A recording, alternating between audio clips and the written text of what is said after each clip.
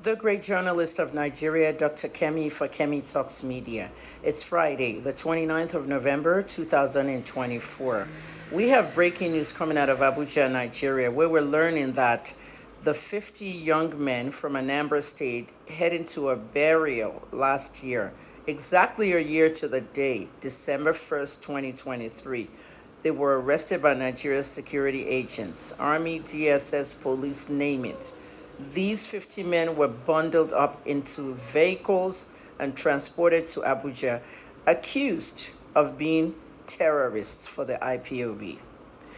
Security agents defamed them, accused them of being terrorists, and literally bundled them up in a kidnapping fashion to Abuja, the country's capital. These 50 men have now been acquitted in a court of law in Abuja. This should be the biggest story today in Nigeria. However, there's a forced media blackout where the mainstream media has refused to report this story. The time in Nigeria currently is 5 p.m., and this story happened about 4 hours ago. Justice Omotosho acquitted all 50 Anambrans as being IPOB terrorists, and they're free to go, just in time for Christmas. The attorneys that tried the case, a team, Ifeanyi Ejiofor, Attorney Tershak, and Attorney Eminari, were full of jubilation at the courthouse. The 50 young men falsely accused of being IPOB terrorist members were released by the judge, hopefully to go home in a matter of days. This is how the Nigerian Army, the DSS, the police, the entire security agents formations have accused innocent people of being terrorists, mostly Igbos, so they can pin it to them as IPOB terrorists. IPOB's name has been dragged.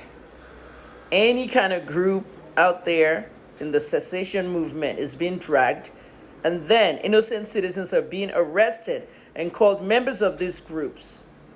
Now, it's to be understood that some people in Anambra, Imo, Abia, Ebonyi are not members of any separatist groups, but they're being arrested by police and security agencies, Army, DSS, and accused of being terrorists. Is there a quota? We don't know.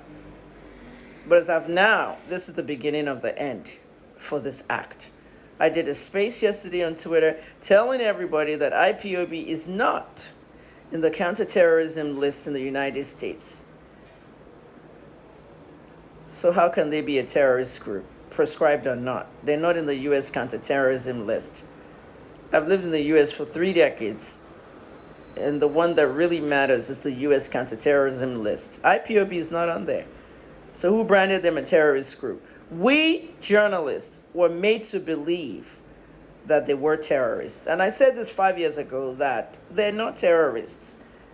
We were made to believe that. When journalists are made to believe things, they'll tell the people, because we are a powerful organization. The media is. But the media in Nigeria is owned by the politicians and the businessmen and the people in the government.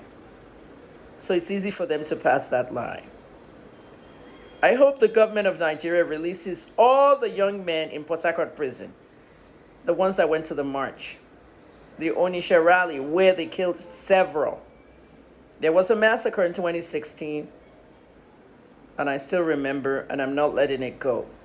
You are giving amnesty to repentant bandits, but why is there any amnesty not present for the young IPOB boys or the IPOB rally attendees in the prison? Let's get our priorities straight to Nigeria. I'm Dr. Kemi.